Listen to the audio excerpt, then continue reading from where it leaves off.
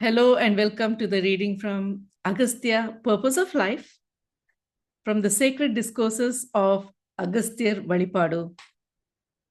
Today, we will be talking about entities. Entities is just a term that's used for things like spirits and ghosts, like that. So let us see what Appa Agastya says about this. Entities are spirits in the form of energy. They have a mind, but no body. They are formless. There are exceedingly small entities that are absorbed by an unguarded person through any of his chakras. The entity blocks the absorption of the energy in that particular chakra. This affects the organ in that region in the human body. Now, the most important thing here is we all know that as spiritual aspirants, that the human beings and what we see in this world as the animals, the plants, are not the only inhabitants of this world. Even my Guru Paramahamsa Yogananda has talked about the different varieties of spirits or forms that exist in this world. His Guru Yukteswar actually told him, and he narrated it in the autobiography of a yogi. So we know that while we can see nearly 80% of what is around us through our physical eyes, there are many things that we cannot see that exist around us.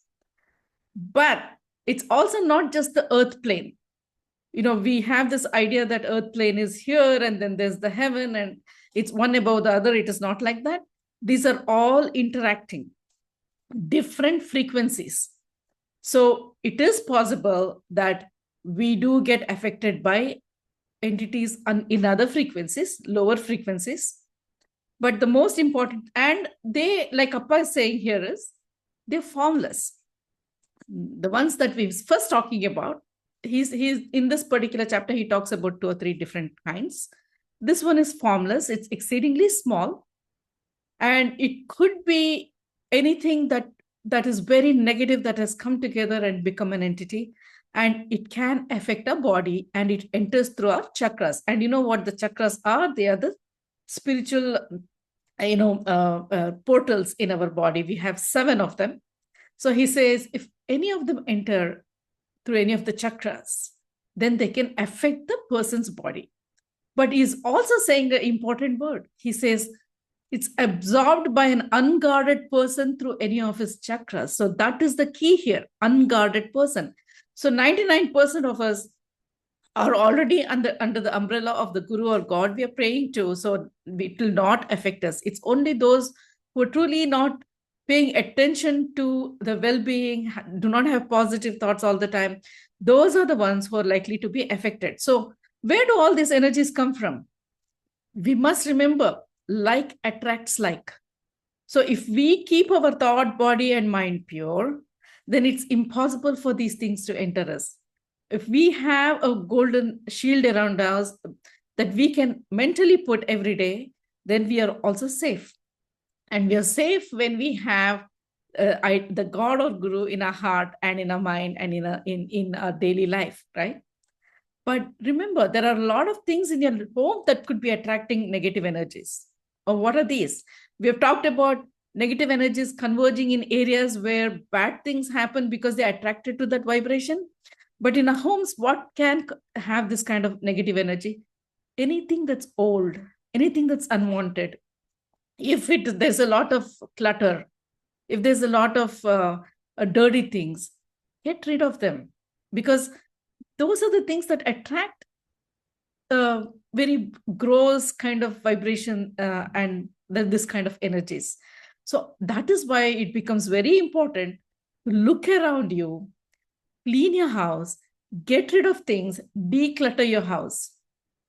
Cleanliness is not just about physical cleanliness. Cleanliness has a lot of effect on our mind, our body, and also in protecting us from such things. Now, Appa says, a fairly powerful healer can command the entities to leave the chakras after which the damage to the chakras should be cleaned and healed.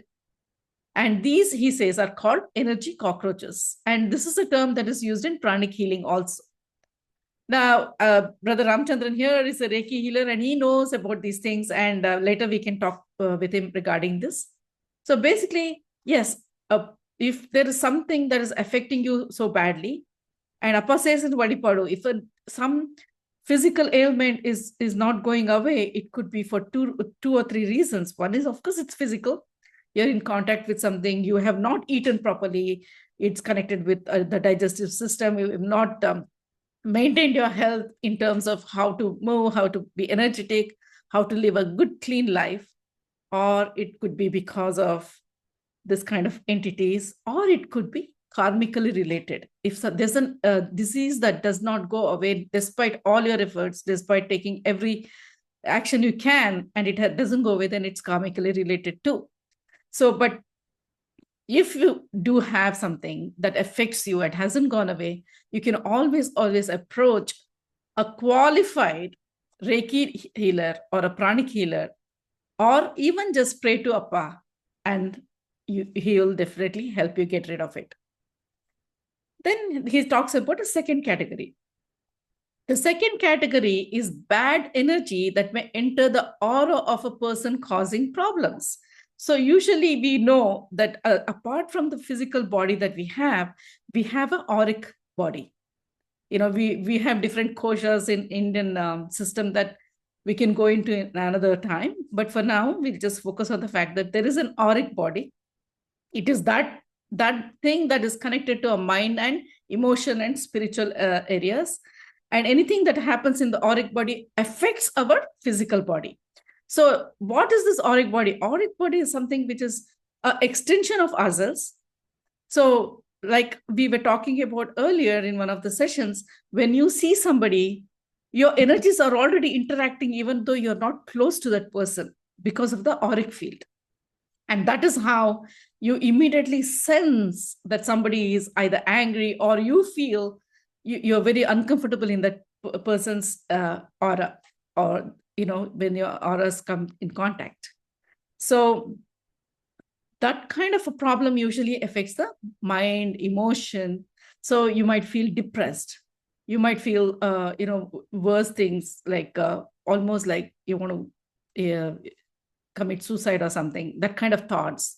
So always remember to keep your mind, body clean, live a life of righteousness. All these things are important to live a good life and come under the umbrella of a God or a guru. Doesn't matter what religion, as long as you maintain a positive vibration, none of these things can affect us. Now, there's a third category that Appa talks about. Let's read about it. The third category is the larger entities that try.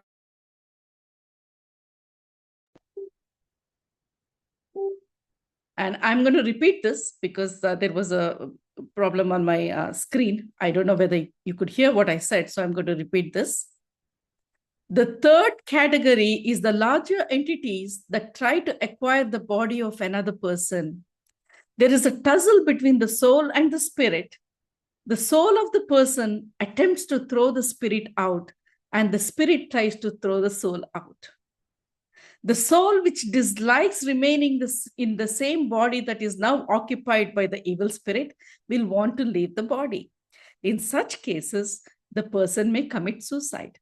That is one of the reasons behind suicide of mentally altered persons.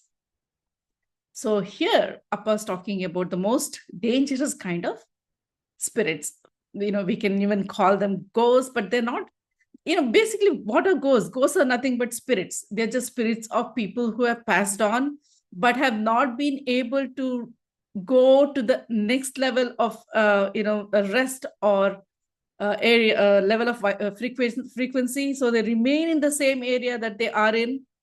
So usually if it is a murder or suicide, which means that the person's life has been cut short. Say, for example, a person has to live for 80 years, but because of murder or suicide, it is the lifespan is cut at 60 years.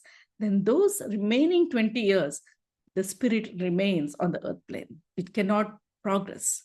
So those things can also be considered as these kind of larger entities or spirits or ghosts. So some of them can be very evil. And if a person has been evil in physical life, you can be sure that the person, when they pass, and if they pass because of some of these reasons, then they do become evil entities that harm others. So when this happens, those powerful spirits can enter into somebody's body. When this happens, the soul cannot live in that same vibration as this very gross evil spirit. So it will want to get it out. In many cases, it is not, if it's not able to do it, that's when people go and commit suicide. Then in some cases, Appa says, the spirit is too strong. It depends on the type of person it comes from and the type of mind it carries. It attacks the body of the person, possesses it, and fulfills its desire through that body of that person. So this is what was called Satan in the Bible, according to Appa. So we have to remember this. We have seen this in different cultures, even in the Hindu culture. We have seen this happening in the Christian culture. We have seen where, the priests in the Christian culture or powerful gurus have been able to get rid of these entities. And it is a fact that they are there, that these things do happen. But as spiritual aspirants, we must know these things normally do not touch somebody whose vibration is higher, because we have connected to a higher vibration of God or Guru. I have personally seen how an entity very briefly affected a woman who was small in stature, a little bigger than me, but small in stature. And when that happened, the woman was very nice, who never used bad words, who was a very soft-spoken person. For those few hours, she was spewing bad words. And then, in India, you have those big grinding stones that they are like really, really large. That is something that people like 2 or 3 men have to lift to move from one place to another. She lifted that and she threw it down. So that was caused by a spirit. And then Appa of Agastya, of course, came and used neem leaves to get rid of that spirit. And those were fresh neem leaves. And when the spirit had left, the neem leaves had turned completely dry. So some of the things that you can do in the house is keep rock salt in little cups around the house, cactus, lavender, rosemary. These are all plants which have good vibrations and can repel bad spirits. Again, clean your house, clean your mind and body, live in purity, live as per dharma, and put a shield of God and Guru around you. Always hold on to them. They'll not let anything bad come to you. So let us continue again. So the question here is, how can entity-related madness and insanity arising from faulty thought process be differentiated? So Appa says, wrong thought process can be cleared by right knowledge. So if a person becomes insane, then, a counselor, a psychiatrist can sit and talk to them and correct them. Such people can be guided through counseling and advice. A person possessed by spirits cannot be changed. No matter what you say or do, the spirit is not going to listen to you. And for that, you need special healers, like, in the Christian culture, the priest, or in the Hindu culture, also we have pranic healers, the Reiki healers, and others who are able to, or gurus who can help get rid of these things. And, we also have the instance where even Shankaracharya's, not Shankaracharya's, Raghavendra's wife also went through this process of becoming a spirit. And she couldn't even enter the house, as we see in a popular movie, because of his strong vibration. So always remember to keep your vibration pure, and that will protect you from all these things. And some of the gods who are very in Hindu culture who are very, very specific for this is Hanuman. Anjaneya will definitely protect you from all these things, and so is Murugan. So always try to maintain a good vibration and attract good things to yourself. Then Appa continues and he talks about black color. Going back to the reference of the lemon that had turned black, and we talked about it last week about how when somebody had performed black magic on me, the lemon had turned black after 6 days. Sage Agastya said, we know that the lemon turned black. Color is the element that you can see with your naked eyes. Understand that this is a proof to show that invisible thought forms can be converted into physical forms. Science is only now beginning to understand this. So that is what happens whether you're talking about certain people sending, a spirit to go get something, or some people are able to condense the thought form and make it or produce something like, some great saints were able to produce material things and give it to people. So how did that happen? Because they were able to condense their thought energy and produce that material in the physical world.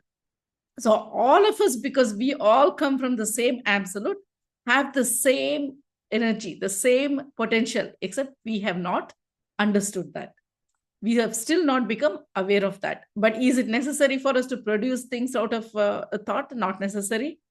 What is more important for us is to get rid of all the negative thoughts, become pure, create a vibration that is purer and purer and purer, so that one day we can get rid of this physical awareness and this physical body that we are living in, or think that we are living in, and go back to the higher vibratory level.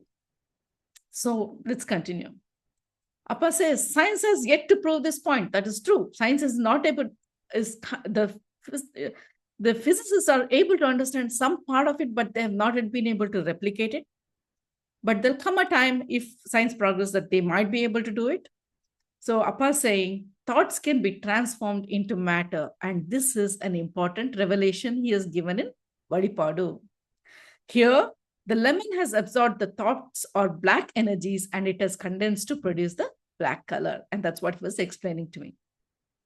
Now, how do we dispose of such material? So Appa says, there are two main things that can be used to dispose of such material. One is flowing water, another is fire. In some cases, salt can be used as well. These things can disintegrate bad energies. That is one of the reasons that people take dips in salt water, which is a sea or a river that is near a temple. So we all have done this in our life at one time or the other, or continue to do that. We go a dip in the sea or in the river and say, oh, we are supposed to do this, but why? Appa explains, without knowing the science behind this. People bathe in rivers in places like Kashi, Gaya, Varanasi, Kanyakumari, Rameshwaran, etc. These people must become mentally aware of the reason behind this. Taking a dip without mentally being aware and willing the negative energy to flow out of the body converts the action into a mere ritual. It does not yield the desired results. So I advise people who bathe in rivers and seas to mentally will that the bad energy is removed. So Appa is telling us, he's telling us, when you go and bathe or dip, just go and chant some mantra because somebody's told you dip and come out. Mentally will negative energies to be removed from your body, because salt has the power. So if you are taking bath at a home and you're not able to go to a river or an ocean, put some neem leaves and use that water to bathe. Neem leaf has that energy. Put some salt, rock salt, let it soak for a while, and then use that water to bathe. These things can remove bad energy. Then again, next question is, how do we ensure that property or house we live in is free from bad energy? Appa Agastya says, many rituals are routinely conducted during the groundbreaking ceremony or the house warming ceremony, which is Griha Pravesham. The land must be purified since we do not know what kind of events occurred in this area. There may be objects below the ground that may produce bad energy. That is why rituals are performed within the boundary of the land where the construction will take place. Now, how many of us have conducted Griha Praveshams? And without knowing this, why are we doing this? Oh, we are doing this because this is what everybody does in this country, because that's what we have been told. We'll do this puja, Griha Pravesham, it's more like a routine. But Appa says, why are you doing Griha Pravesham? You're doing Griha Pravesham. The puja is connected with that because there could be negative energies underneath, under the ground.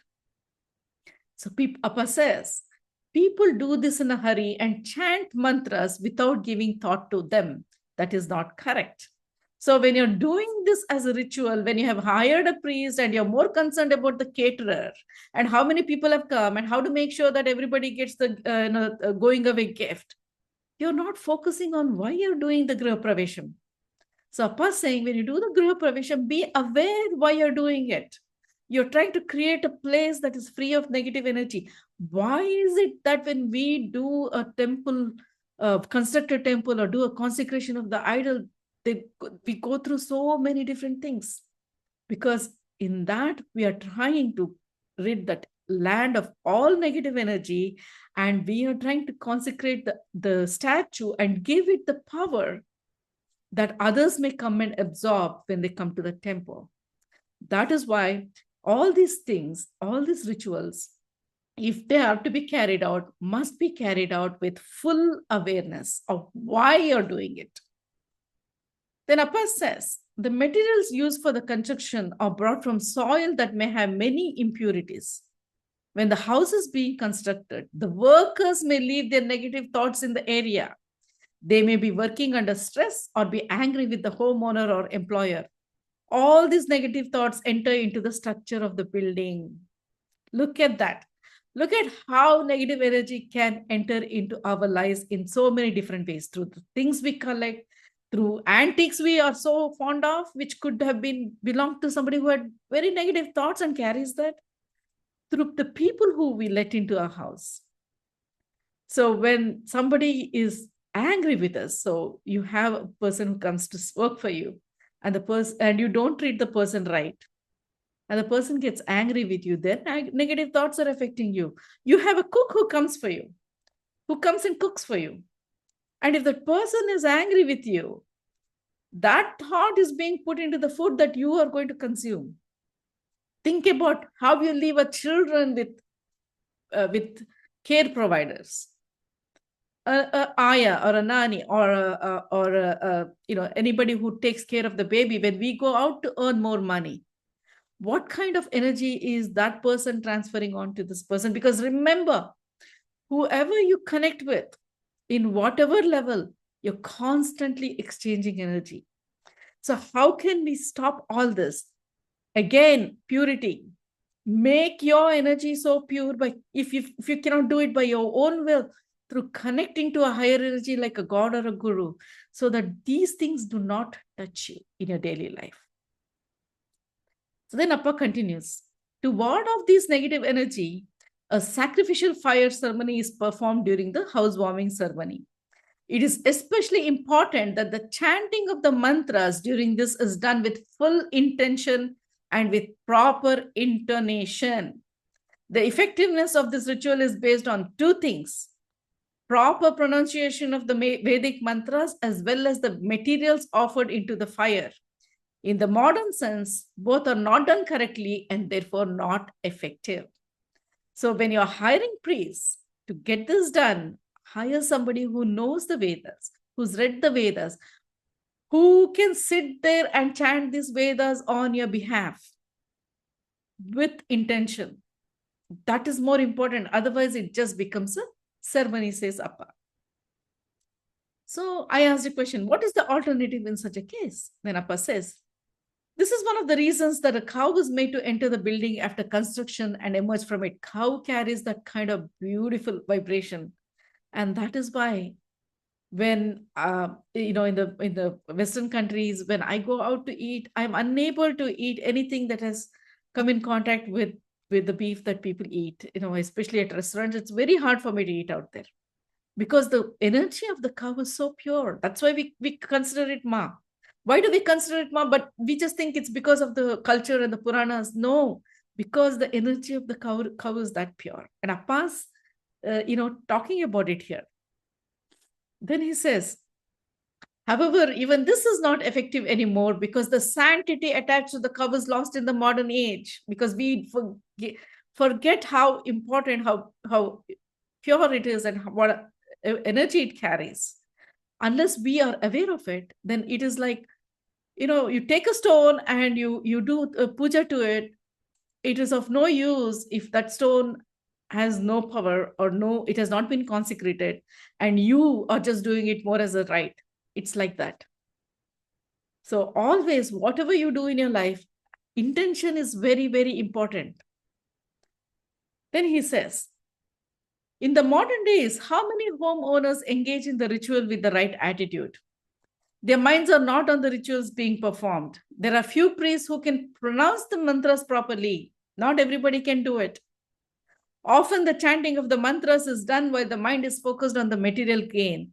That is why none of these are effective. So most of the time, the priest is more concerned about, hey, did you bring me all the stuff that I asked you?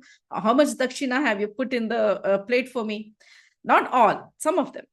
So always be careful about who you're inviting into your house to perform this important sacred rituals. And then Appa says, intoning of mantras should be done correctly, and it is important. Intonation is important, and so is how you chant it. But we also know that as spiritual aspirants, if you go to a higher level, like Gajrat Swamigal did, he did not know any mantras. He even chanted the sacred Sri Agastishwara Panchakshari mantra wrong. One of the words he didn't even say it right when he was chanting it for us, and I had just recorded only that. It's on YouTube, but people who hear it say, "Oh my God, look at the vibration!" Because when a person with that kind of purity says something, then it has power. And in those kind of people, the intonation is not important. But if you haven't reached that level, then yes, intonation becomes important. If you don't know how to bring your will behind what you're saying or chanting, then intonation becomes important. So in the basic level, intonation, proper chanting, and if you are thinking, oh, I have to chant this right, then yes, you're at the very basic level where you're trying to chant it right. And that's okay. You have to go through that level before you can come to a higher level where you can say, my heart, I call my Appa, and that's the greatest mantra I need. And that is also great. But then, as Gayatri Ma, one of our members in the group, says, you be aware of what level you are. And how do you become aware of what level you are? Depending on what your heart tells you to do. Listen to your feelings. If your feeling is telling you to do this, then that is the level you're at, and that is what you need. Don't do something because somebody tells you to do something. It does not have any effect. So let's continue. And then he says, if the house has been constructed by a person with good habits and virtuous deeds who also has great willpower, bad energies will withdraw from that place. So they cannot stay in that same vibration. Remember, we are talking about bad energies and entities and ghosts, but it's all vibration. So if your vibration is pure, they cannot touch you. Oil cannot touch water. So that is the key in this whole dissertation. Then finally, one question. Are cemeteries bad places? Where cemeteries where you bury the dead? Appa says, a cemetery in itself is neither good or not or bad. What is important is the type of person who is buried there. Remember, and he gives a beautiful example. The samadhis of great saints are places of worship. Mantralayas, samadhis, and dargahs belong to this category. Any place where the body of a saint or a highly spiritual person is interred or preserved possesses great spiritual energy. So it is not that the cemetery is bad in itself, it's just a place. It's the mind of the person who's interred there. And also, if that person has been interred there and that person is still in the physical plane because of the fact that they've either committed suicide or been murdered and they have to remain there, that's going to affect you. But not if it is a good person, then it doesn't affect you because that person has moved on to the other planes. How many of us go to the dargahs and samadhis, or I go to Yogananda Samadhi in Los Angeles, and I feel great vibration there. And the greatest vibration I can find is actually in his room. When I went into the Ranchi ashram, into his bedroom, I couldn't breathe because of that high, intense energy that he had. So when great people are there, they are emitting such beautiful vibration that lasts forever. Like Saint Teresa of Avila, her body has remained intact after all these centuries. How is that? Because of her purity. So was Yogananda's body. It did not become corrupt. The mortuary people were very astonished in Los Angeles, like, how is this body not decomposing? Because of the higher energy in that person. So when they give you a tayat or amulet or some thread to wear from a powerful temple, know that it is powerful because it has the energy of the deity or the energy of the guru who is giving it to you. And wear it with full knowledge of that. And when you're performing anything, when you're chanting anything, be fully intent on it. So what have we learned in all this today? We have learned to keep our surroundings clean, our mind and body clean. And Appa says that in Valipadu. For a soul to go further, it has to be clean in body, mind, and behavior. So we can do that. And doing so, we also make sure that we are not affected by bad things. And let our mind dwell on anything negative, like hatred or anger, because those things attract or give room for bad things to enter us. Even the greatest person, if they let go of the shield of goodness, it is possible that those things can enter us. So let us every day wake up with good thoughts, go to bed with good thoughts, and throughout the day, keep Appa in the background of our mind, or any God or Guru that we want, whether it's Raghavendra or anybody, and Shirdi Sai Baba, great energies, Babaji, and they'll protect you all day long, all night long. And your own thoughts, your own energy will protect you. So with that, we are going to stop today and continue next week.